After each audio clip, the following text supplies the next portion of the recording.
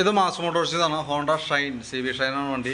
നമ്മൾ starting complaint ആയിട്ട് പോയി എടുത്തുന്നോ കാർബേറ്ററിൻ്റെ കംപ്ലൈൻ്റ് ആയിട്ടാണ് സ്റ്റാർട്ടിങ് കംപ്ലൈൻറ്റ് കാണിച്ചായിരുന്നത്. അപ്പോൾ അതിനകത്ത് ജോബ് കാർഡിൽ പറഞ്ഞവർക്ക് starting complaint speedometer checkup, choke cable checkup, missing complaint പറഞ്ഞിട്ടുണ്ട്, ആക്സിലേറ്റർ റേസിങ് കാര്യങ്ങളൊക്കെയാണ് മെയിനായിട്ട് പറഞ്ഞാണ് അവർക്ക് കേട്ടോ. അപ്പോൾ നിലവിൽ സ്റ്റാർട്ടിങ്ങുമായി ബന്ധപ്പെട്ട കംപ്ലൈൻറ്റും ആക്സിലേറ്റർ റേസിങ്ങും കാര്യങ്ങളൊക്കെ കാർബേറ്ററുമായി ബന്ധപ്പെട്ട് വന്ന പ്രോബ്ലമാണ്.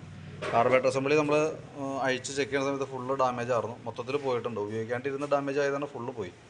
അപ്പോൾ നമ്മൾ കാർബേറ്റർ അസംബ്ലി മാറ്റി പുതിയത് വെച്ചിട്ടുണ്ട്. ഇത് കമ്പനി കാർബേറ്റർ അല്ല, സ്പാക്കോ എന്ന് പറഞ്ഞൊരു കമ്പനിയുടെ കാർബേറ്ററാണ് വെച്ചാൽ കേട്ടോ. ഹോണ്ടയുടെ അല്ല ഇത് ഇരിക്കുന്നത്. ഇപ്പോൾ ഹോണ്ടയുടെ അല്ലാന്ന് എടുത്ത് പറയാൻ കാരണം വെച്ചില്ല, ഇപ്പോൾ ഹോണ്ടയുടെ കാർബേറ്റർ അസംബ്ലിക്ക് നമുക്ക് ഇതിന് തന്നെ ഏകദേശം നമുക്ക് ഒരു 5000 രൂപ മുകളിൽ 5000-1500 രൂപ നമുക്ക് ഹോണ്ട CB ഷൈന് വരുന്നുണ്ട്. അപ്പോൾ നിലവിൽ അത് വെക്കണതിന് പ്രശ്നം ഉണ്ടായിട്ടല്ല, പക്ഷേ നമുക്ക് ഇപ്പോഴത്തെ എത്തനോൾ മിക്സ് ചെയ്തിട്ടുള്ള പെട്രോളാണ് നമുക്കിപ്പോൾ മാർക്കറ്റിൽ കിട്ടണത്. അത് തന്നെയാണ് നമ്മളിപ്പോൾ ഉപയോഗിച്ചുകൊണ്ടിരിക്കുന്നത്. അപ്പോൾ അങ്ങനെ അത് ഉപയോഗിക്കുന്ന കാരണം കൊണ്ടാണ് അത് ഉപയോഗിച്ച പെട്രോൾ ഇരുന്നത് കൊണ്ടാണ് കാർബേറ്റർ പഴയത് നമ്മുടെ കംപ്ലയിൻറ്റ് വന്നത്.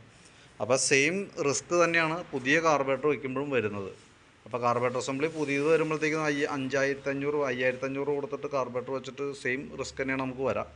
കംപ്ലയിൻറ്റ്സ് വരാനുള്ള സാധ്യത 80% ഉണ്ട്. നമ്മൾ വണ്ടി ഉപയോഗിക്കാണ്ട് വെച്ചാൽ 100% കംപ്ലയിൻറ്റ് വരും എന്നുള്ളതിൽ ഒരു സംശയമില്ല. അപ്പോൾ അതിന് നമുക്ക് ചെയ്യാൻ പറ്റുന്നത് പരമാവധി നമുക്കിപ്പോൾ പവർ പെട്രോളൊക്കെ യൂസ് ചെയ്യുകയാണെങ്കിൽ ഒരു പരിധി വരെ കംപ്ലയിൻറ്റ്സ് കുറവുണ്ടെന്ന് കസ്റ്റമർ പറയാറുണ്ട്. അത് വേണമെങ്കിൽ ആ മെത്തേഡ് നമുക്ക് യൂസ് ചെയ്യാം. പിന്നെ ഏറ്റവും ഇമ്പോർട്ടൻ്റ് ആയിട്ട് നോക്കേണ്ടത് കൃത്യമായിട്ട് വണ്ടി പരമാവധിയും ഉപയോഗിക്കുക എന്നുള്ളതാണ്. ഉപയോഗിക്കാണ്ട് ഒരു കാരണവശാലും കയറ്റി വെക്കാൻ ഇടവരരുത്. ഇപ്പോൾ ഈ സ്പാക്കോൻ്റെ കാർബേറ്ററിന് വന്നാൽ കുറച്ചുകൂടി അഡ്വാൻറ്റേജ് നമുക്ക് തോന്നാണെന്നുണ്ട്. ഇപ്പോൾ ഈ അടിയിലെ കാർബേറ്റർ പെട്രോൾ കിടക്കുന്ന ആ ഒരു ഗ്യാപ്പ് നോക്കുകയാണെങ്കിൽ ആകെ നമുക്ക് ഇത്രേ ഉള്ളൂ, 1 ഇഞ്ച് ഗ്യാപ്പ് ആണുള്ളൂ. നിലവിൽ പഴയ കാർബേറ്ററിൻ്റെ ഗ്യാപ്പുണ്ട്, ശരിക്കും അത്യാവശ്യം പെട്രോൾ അതിനകത്ത് ഉള്ളൂ. അപ്പോൾ അങ്ങനെ വരുമ്പോഴത്തേക്കും അത്രയും റിസ്ക് കുറവുണ്ട് ഈ സ്പാക്കോയിലേക്ക് വരുമ്പോഴത്തേക്കും കേട്ടോ. എന്നാലും കംപ്ലയിൻറ്റ് വരില്ല എന്നൊന്നും നമ്മളൊരു കാരണവശാലും ഉറപ്പ് പറയില്ല. കംപ്ലയിൻറ്റ് വരാനുള്ള സാധ്യത വളരെ കൂടുതലാണ്. പിന്നെ കാർബേറ്ററാണ് ഇപ്പോൾ ഇതിൻ്റെ സ്പാക്കോൻ്റെ കാർബേറ്റർ അസംബ്ലിക്ക് ശരിക്കും വരുമ്പോഴത്തേക്കും ഞാൻ അതിൻ്റെ റേറ്റ് ഒന്ന് കാണിച്ചു തരാം. നമുക്ക് വരുന്ന എമൗണ്ട് എന്ന് പറഞ്ഞു കഴിഞ്ഞാൽ 2534 രൂപയാണ് നമുക്ക് അതിന് റേറ്റ് വരിക. 2534 രൂപ. ഇനിയിപ്പോൾ വീണ്ടും കുറേ നാൾ കഴിഞ്ഞ് കഴിയുമ്പോൾ വീണ്ടും കാർബേറ്റർ അസംബ്ലി കംപ്ലയിൻറ്റ് വന്നാൽ പോലും നമുക്ക് ഇതേപോലത്തെ ഒരു കാർബേറ്റർ മേടിച്ച് വെച്ചാലും കമ്പനി കാർബേറ്ററിൻ്റെ ആ വില വന്നോളൂ. അപ്പോൾ അതുകൊണ്ട് 2 പ്രാവശ്യം തന്നെ നമുക്ക് ആ ഒരു റിസ്ക് നമുക്ക് ആ വന്ന കംപ്ലയിൻറ്റ് ഒഴിവാക്കാനായിട്ട് പറ്റും. അതാണ് നമ്മൾ പിന്നെ കുറേ കൂടി നമ്മൾ ഈ കാർബേറ്റർ യൂസ് ചെയ്യാൻ പറഞ്ഞതിൻ്റെ കാരണം കേട്ടോ. കാരണം ഒട്ടുമിക്ക കംപ്ലയിൻസുകളും ഒട്ടുമിക്ക വണ്ടികളിലെ കംപ്ലയിൻറ്റ് നമ്മൾ നേരിട്ട് കണ്ടുകൊണ്ട് കിടക്കണം. അപ്പോൾ അതുകൊണ്ടാണ് നമ്മളങ്ങനെ പറഞ്ഞതിൻ്റെ കേസ്. പിന്നെ കാർബേറ്റർ അസംബ്ലിയാണ് 2500 സംതിങ് റേറ്റ് വന്നതിനാണ്. ഒരു ഗ്യാരണ്ടിയും ഇല്ല. വണ്ടി ഓൾറെഡി നമ്മളിപ്പോൾ കാർബേറ്റർ അസംബ്ലി ഷോപ്പിൽ നിന്ന് മേടിച്ചപ്പോൾ തന്നെ അവർ ഗ്യാരണ്ടി ഇല്ലാണ്ടാണ് മേടിച്ചാണ്. കാരണം അത് കിട്ടില്ല.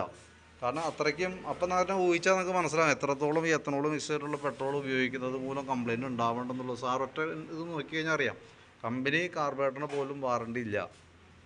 പുറമെ തന്നെ കാർബേറ്റർ അസംബ്ലിക്ക് വാറണ്ടി ഇല്ല. ബാക്കിയത്തെ ഏതൊരു പാർട്സും നമുക്ക് വാറണ്ടിയിൽ കൊള്ളിക്കാം, പക്ഷേ ഇത് വാറണ്ടിക്ക് കിട്ടില്ല. കാരണം അത്രയ്ക്കും കംപ്ലയിൻ്റാണ് ഇപ്പോൾ നിലവിലുള്ള പ്രോബ്ലം. അറിഞ്ഞു വയ്ക്കുക, കാർബേറ്റർ അസംബ്ലിക്ക് വാറണ്ടി കിട്ടില്ല. അത് കൃത്യമായിട്ട് അറിഞ്ഞേക്കാം കേട്ടോ. അപ്പോൾ അതുകൊണ്ട് തന്നെ കൃത്യമായിട്ട് നല്ല രീതിയിൽ ഉപയോഗിച്ച് കഴിഞ്ഞാൽ അത്രയും നല്ലത്. അതല്ലെങ്കിൽ വീണ്ടും കാർബേറ്റർ കംപ്ലയിൻറ്റിലേക്ക് പോകും. പിന്നെ പറഞ്ഞേക്കുന്ന ഒരു കംപ്ലയിൻറ്റ് സ്പീഡോമീറ്ററിൻ്റെ കംപ്ലയിൻ്റാണ്. അപ്പോൾ ഓൾറെഡി നമുക്ക് കേബിൾ കംപ്ലയിൻ്റ് ഉണ്ട്, കേബിൾ പൊട്ടിപ്പോയിട്ടുണ്ട്. അത് കൂടാണ്ട് നമുക്ക് അതിൻ്റെ ഈ ക്രൗണ് പിനിയൻ സെറ്റ് കംപ്ലയിൻ്റ് ഉണ്ട്. അത് വരുമ്പോഴത്തേക്ക് നമുക്ക് 239 രൂപയാണ് നമുക്ക് അതിൻ്റെ റേറ്റ് വരാം ഈ വൺ ഐറ്റം കേട്ടോ. അതങ്ങനെ ഫുൾ സെറ്റായിട്ട് വരാം. അതും കൂടി നമുക്ക് മാറ്റിയിട്ട് റീസെറ്റ് ചെയ്യേണ്ടി. പിന്നെ നമുക്ക് അതിൻ്റെ എഞ്ചിൻ ഓയിൽ ചെയിൻ കാര്യങ്ങളൊക്കെ ഒന്ന് ചെക്ക് ചെയ്ത് കൊടുക്കുന്നുണ്ട്. അത്രയാണ് മെയിനായിട്ട് ചെയ്യണം അവർക്ക്. അപ്പോൾ ഞാൻ അതിൻ്റെ ഒരു എസ്റ്റിമേറ്റ് ഡീറ്റെയിൽസൊക്കെ വാട്സാപ്പിലേക്ക് ഇട്ടേക്കാം. ഫസ്റ്റ് നമ്മൾ ഏകദേശം ഒരു ഐഡിയ പറഞ്ഞായിരുന്നു. ഇപ്പോൾ നമുക്ക് ബാക്കിയത്തെ വർക്ക് ഇപ്പോൾ കാർബേറ്റർ അസംബ്ലിയൊക്കെ സെറ്റ് ചെയ്ത് നമ്മൾ സ്റ്റാർട്ട് ചെയ്ത് വണ്ടി റെഡിയാക്കിയിട്ടുണ്ട്. സ്പീഡോമീറ്ററിൻ്റെ ദിവസം റെഡിയാക്കിയിട്ടുണ്ട്. അപ്പോൾ അത് കംപ്ലീറ്റ് ചെയ്തിട്ടുള്ള ഡീറ്റെയിൽസ് ഏകദേശം ഒരു 90% വർക്ക് കംപ്ലീറ്റ് ആയിട്ടുണ്ട്.